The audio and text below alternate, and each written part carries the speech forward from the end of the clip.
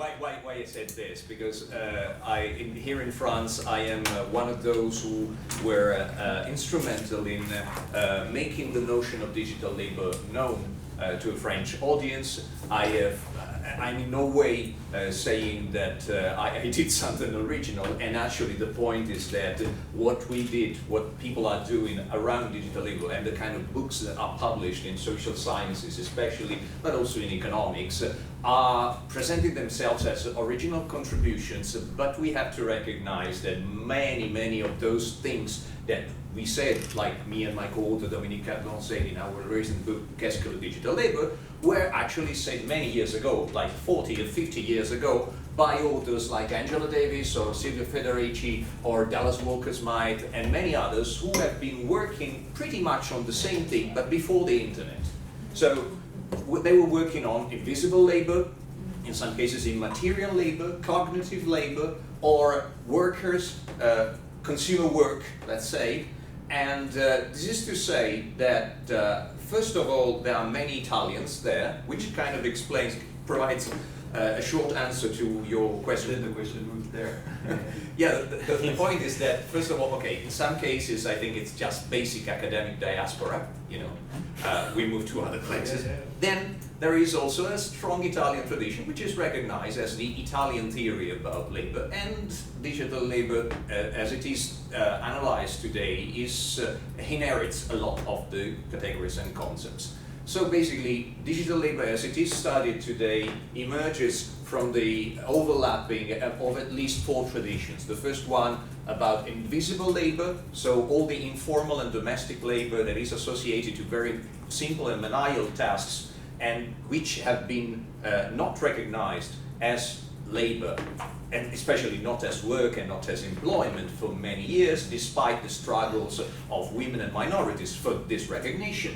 More recently, we had the immaterial labor, meaning the kind of value-adding activities for brands and cultural industries in the context of cognitive capitalism.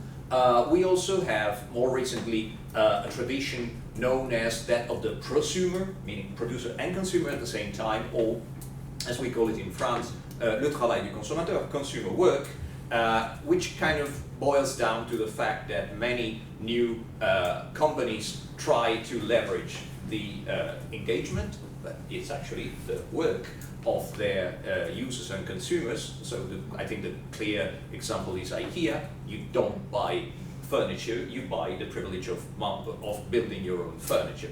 So in a way, when we talk about digital labor, we have to keep in mind all these traditions. But we also have to keep in mind that things have changed, especially when it comes to specific aspects and facets of the economy. And this transformation has been described in many ways. I think it changes a lot according to the country you're in. In Italy and in Germany, it's called Industry 4.0. Here in France, it's called Uberisation, or transformation numérique, or in some cases, digital revolution. Many talk about digital disruption. The point is that, to me, we need to clarify the notions and probably propose another superseding notion, which is the one I will use today, the notion of platformization. It's not original, again, but I think it's useful as far as platforms are specific kinds of structure and architecture. They are not markets, but they are not company either, but they are a hybrid of both. Think about Amazon. It's a company, but it's a marketplace. Think about Uber. It's a company, but it's a marketplace for labor, by the way. And the point is that platforms act as coordinating mechanisms, you know, markets are coordinating mechanisms, we know, but the platforms are extremely effective in coordinating a huge number of different actors. So think about, again, this could be Amazon. You buy things, so we have to coordinate consumers, but also we have to coordinate brands, banks, producers, and of course logistics. All these need to be algorithmically matched, and all these relies, first of all, on a change in the very nature of labor because there is a change in the ratio, in the proportion between formal employment and implicit labor. Yes? Just for clarification on your previous slide, how is the schema different from a regular company? So how is platformization different from company? If you allow me 15 minutes yeah, more. Sure. No. Okay. The quick answer is that there is no formal hierarchy like in a company, and there's no internalization of the transition costs. So you should go back to the theory of the firm, and we will have time to discuss it in the questions. But anyway, let's go back to labor. As I said, there is a change in proportion between formal employment, meaning the employment you have a contract and a salary for, and the implicit labor, all the invisible, informal, casual labor that we have around a platform. And one thing that platforms are known for is being very good at crowding out labor, meaning just look at the very structure of the platforms which are successful today. They have a very limited core of formal employees, meaning people who are inside the cockpit here, and they rely on workers who are around and outside in the ecosystem. So in order to understand what's going on with labor, we have to understand that first of all, platforms rely heavily not on value creation but on value capture, and there is nothing derogatory in that. I mean, value capture is just another way of making money. But we have to acknowledge it. And secondly, that they rely on things or contents or services that are produced by persons who are around the platforms or more or less are in the ecosystem of the platforms. The very clear example, and we'll go back to this, is of course user-generated content, which is prevalent in all the online and socially oriented platforms like the ones that we love to hate the most, like Facebook and YouTube and so on. Now, this does not only interest I'm sorry, it's in French. I'm sorry for the non-French speakers, but I will provide context for this slide. As I was saying, the platformization is not a process that concerns only the new startups or online internet-based companies, but it also involves a transformation of the old incumbent companies, like, I don't know, Casino, which is, as you probably know, a very huge supermarket chain here in France, or as you can see, pretty hidden, insurance companies like AXA. All these companies are trying to evolve towards a more of a platform structure by actually using algorithmically matched data. And so, in order to do this, they need data. One example, and it's only one example because we really have to focus on digital labor here, I will mention is the French railway company SNCF. So, as a historical fact, this is just a semi-state-driven company that manages an infrastructure, the railways. But what they are trying to do is to turn into a data platform. So the first thing that they have to make sure of is that they produce data. Where do this data come from? Well, from people who are passengers on trains, who will eventually use 4G connected telephones, smartphones, and Wi-Fi, and all this data will be captured by the SNCF, and eventually it will be algorithmically treated. How? Well, in order to provide services like this, French people are probably familiar with this experiment that SNCF is trying. It's called TGV Pop. It's kind of a mix between a train and Uber. So it's a train that actually leaves only if you have enough people who like it. Sorry. So imagine that you have to go from Paris to Marseille at 10:30 in the morning. You have to make sure that you have at least, 500 of your Facebook friends who click on the same train, because otherwise the train won't leave, which is fantastic for logistic optimization, but it also demands a lot of involvement from an online community and, of course, in this case, a lot of digital labor. But sorry, they just need to click and like. They actually need to make a reservation for the same train. Okay. But it's a train that leaves, but it's also related to. Question. Now, before we go on, I think that we really need to dig deeper into the very definition of digital labor, because we have seen and we will see other examples. I think that most of the examples today were focusing on crowdsourcing in a way, and I think it is important to start from crowdsourcing and what were used to be described as sharing platforms, but are now more described as on-demand platforms, and then move progressively to see where digital labor and data emerge in our analysis. So, how can we define digital labor? My proposal for you is that we need to focus on 4 ecosystems, which are extremely data intensive. 4 ecosystems means basically 4 meta industries. The first one being on-demand platforms. Again, what used to be described a few years ago as sharing economy, and is now only recognized as the sector pretty much dominated by those guys here, Uber, and all this, their Ubertarian ideology. I won't go into that, but again, it is interesting to see that despite the fact that they are known to the wider, to the great public as a taxi, semi-taxi company, they are actually a company that deals in algorithmic matching. And what they do is extremely data intensive. If you are an Uber driver, you spend probably 40% of your time actually driving. The rest of the time you spend it using the app, the smartphone-based app, which looks like this. You have a dashboard and you have missions, and in some cases projects, and in some cases you can also see your routes and so on.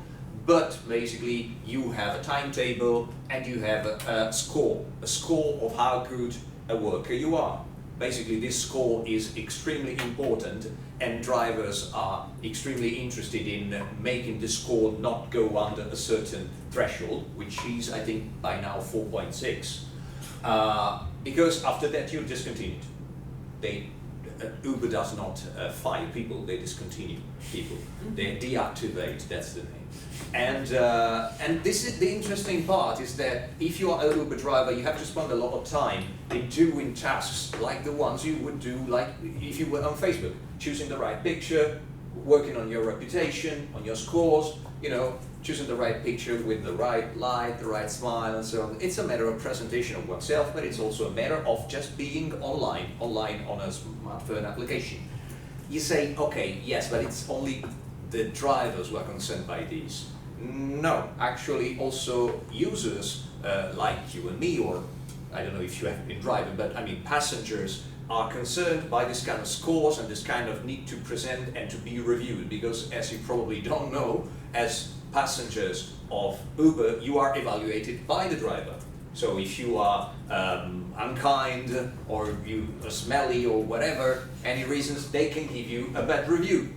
And if you have a bad review, actually you have serious problems in accessing the system, in accessing the service. Because if you are at 3 o'clock in the morning and you're in the north of Paris, in the banlieue and so on, and you wanted to find a driver and you have, I don't know, a score of 2, well, good luck with that. Again, it is a matter of presentation, it is a matter of being online, it is a matter of using smartphone-based applications, and it's also a matter of, providing some kind of work. So, even as a passenger, we work with and for Uber. Well, you might say it's not the same thing as being employed, right? And we agree on that. So we probably need to see other ecosystems. The things that have been described as crowdsourcing, in a way, to me, need to be requalified in 2016 as micro work, because the crowdsourcing that we are witnessing or working with on Mechanical Turk, it differs radically from the crowdsourcing that we experienced in the 2000s. In the 2000s, we had a crowdsourcing that was based on missions, projects that were complex tasks, that were usually based on spec work and usually based on huge remuneration for the persons who won the contest, so we're more of a contest. In this case, we're talking about micro work because companies like Amazon Mechanical Turk are actually characterized by an extreme taskification, meaning they are task-based or full factory, of course. And in this case, I won't explain to you because you all are familiar with the service, how it works, but it is important to understand that these tasks are really fragmented, and we can see it clearly when we analyze the pay bill that any Turk receives at the end of the month. Well, all the tasks are presented and detailed, as items. So it is important to understand that we are looking at a specific kind of crowdsourcing, and a crowdsourcing that relies on fragmentation, that relies also on some kind of tailoristic approach. Full factory for a number of years, for a number of months at least, has been presented itself as le taylorism à la française. And in a way, I mean, I can agree with that to an extent, because there is a way of organizing these tasks in a scientifically managed way, but we also have to recognize that this is actually a labor market, a full-fledged labor market. It's not only a matter of small tasks done for the hell of it, or just to have some extra cash at the end of the month. And we can see clearly, if we move away from the US or France, where we are all comfortable with all the examples that we know, and we move to other countries like China, and we look at the really huge phenomenon of the wikis. So these are the Chinese Amazon Mechanical Turk. This is called EHESS, and EHESS has millions of users compared to your, I don't know, 50,000? 500,000 nominal in Amazon Mechanical Turk. We are looking at huge numbers, especially where we are looking at labor platforms that actually rely on, people who are in some cases in a marginalized situation, or in some kind of precarious situation. If we look at other platforms that targets countries like Kenya, Nigeria, Mali, or India, or Indonesia, or Malaysia, and so on, we are looking at countries in some cases where we have 50-60% unemployment rate, and in this case, these platforms provide useful alternatives to traditional labor market, but with a number, of course, of things that are missing, like for instance social protection, like for instance insurance, like for instance a certain number of guarantees, and so on and so on. And what is interesting, and to me also scary, and not only to me but also to the colleagues in Oxford who did this research on who works for whom on this international global labor market, well, when they discovered that basically we have been recreating some form of global inequalities, and well, in some cases, some might say semi-colonial economic dynamics. I will help you read this image.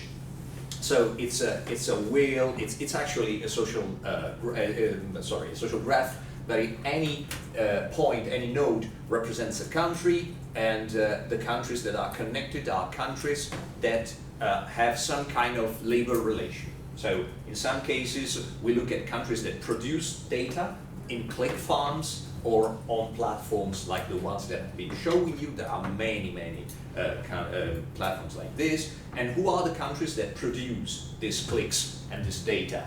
Well, it's the Philippines, Singapore, Pakistan, India, Indonesia, China, and Bangladesh. Yeah. And who buys this labor? Well, it's the USA, Australia, and the UK, and Canada, yes. So again, it's a clear north-south split. And what is interesting is that it is a split that concerns really millions of people. We cannot go on saying that this is just a residual or limited phenomenon. It is actually not the future of work. It is work today. on a global scale. Again, Upwork is now over 10 million workers. Freelancers 18 declared, but Whitmark, this is the Chinese parts, and these are estimates that date back to 2012. 7 million workers on Whitmark, 3 million workers on TaskCN, and AppWake 3 million workers. So again, it's huge amounts, and especially bound to become even bigger if we look at what Google is doing.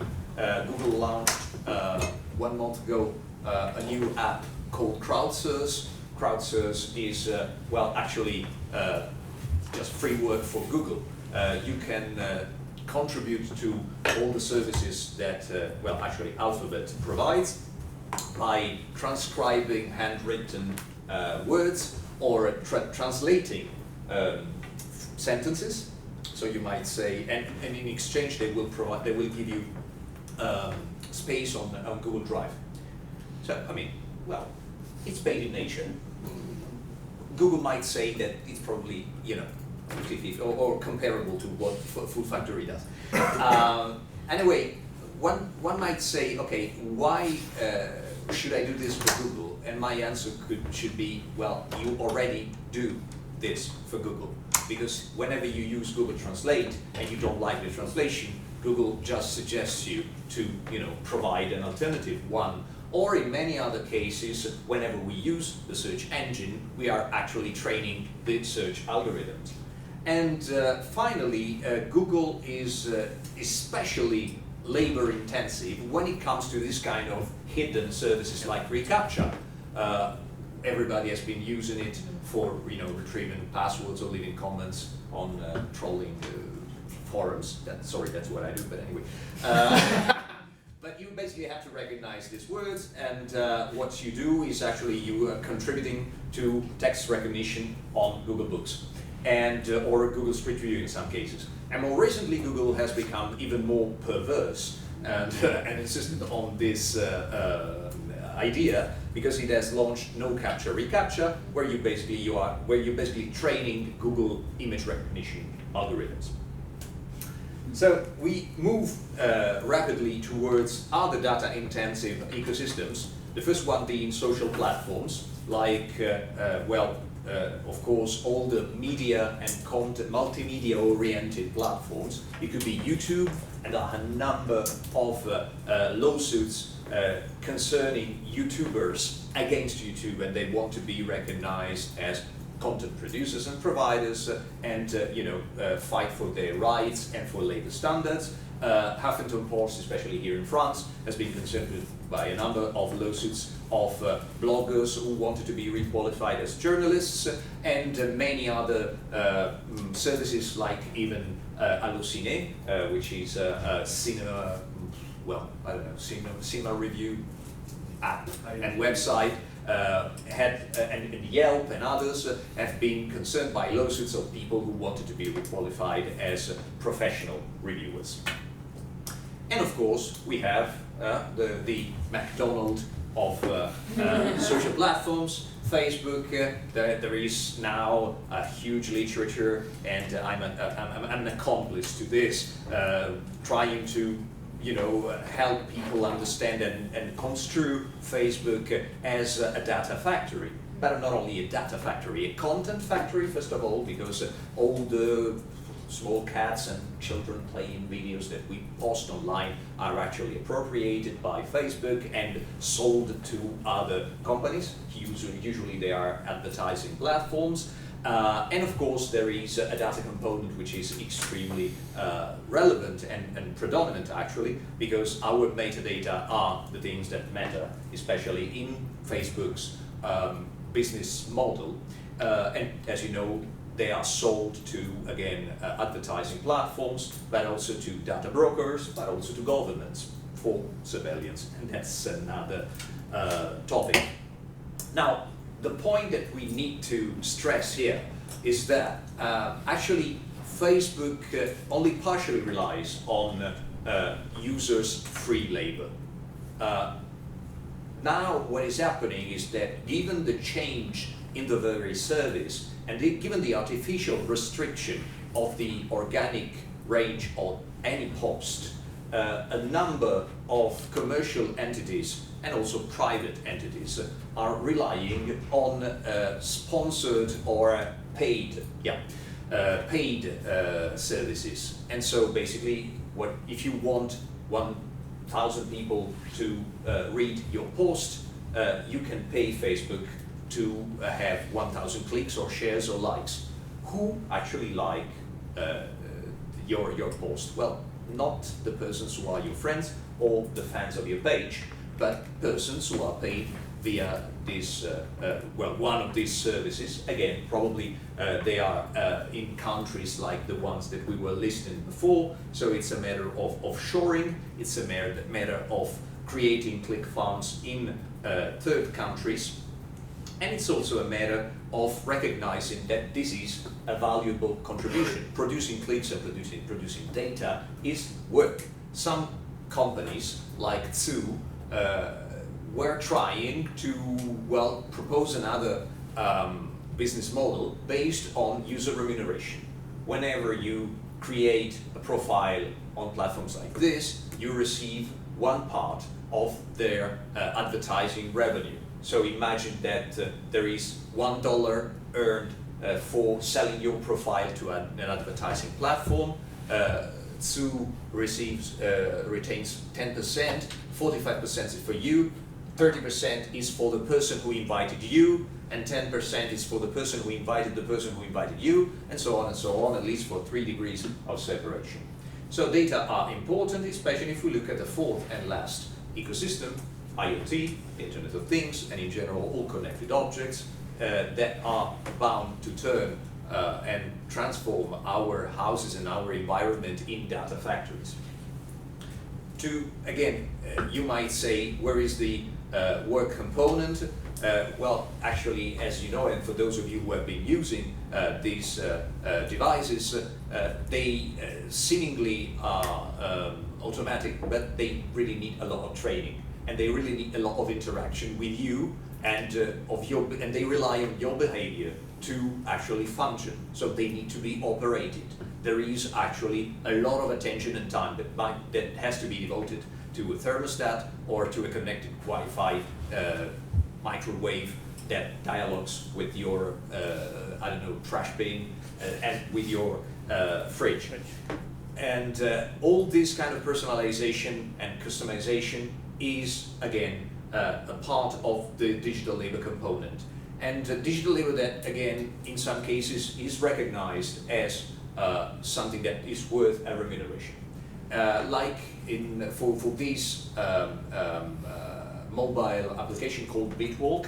Bitwalk is actually allowing people to download an app. This app geo-tracks and geolocates them all day long, and they receive Bitcoin for their movement.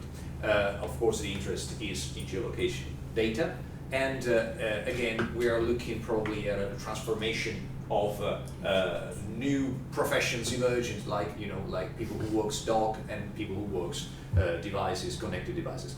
Okay, I thought that I had more time, but I probably just need 1 more minute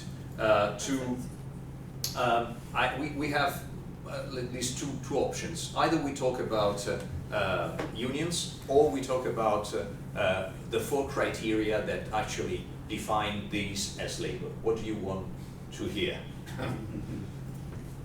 Fine, come on, Clément. Unions? Unions. Okay, so because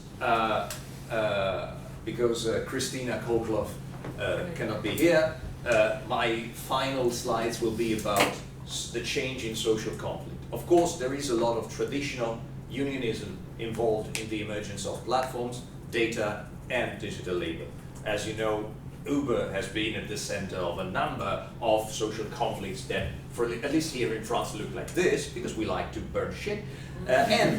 But we don't remember probably that a few months afterwards, Uber drivers were actually on strike, and they were actually converging with insane unions, actually, with taxi drivers, in order for Uber to provide them with a better salary and better labor standards.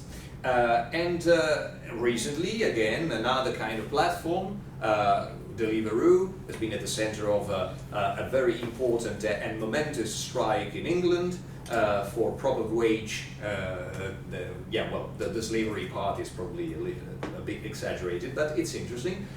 So again, traditional unionism is emerging around digital labor on platforms. And traditional unions are actually trying to provide services to digital laborers. Like, for instance, IG Metall. IG Metall is Europe's biggest, in terms of members, union. It's the Metallo in Germany. And they created this fair crowd work platform, which is a platform for platform labors, very meta.